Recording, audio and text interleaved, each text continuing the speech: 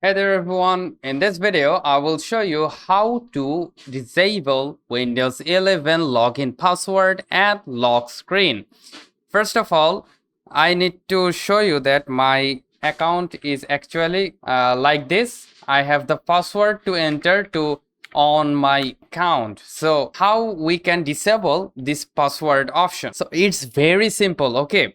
And you won't get it anywhere in the YouTube right now. So what you need to do is very simple. Just need to tap on the start button from here and then go to the settings. And from here, you need to go to the accounts option right here. Then on the sign in options, tap on that. And from here, you need to select the password. All right, the password option.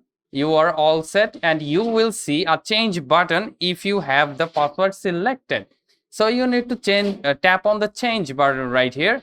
Then type on your current password. Like I have the 1234, my current password, as you can see. Then we will tap on the next.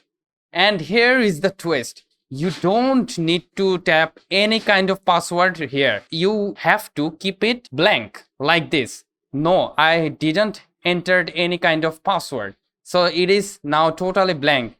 Then you need to tap on the next button and lastly the finish option.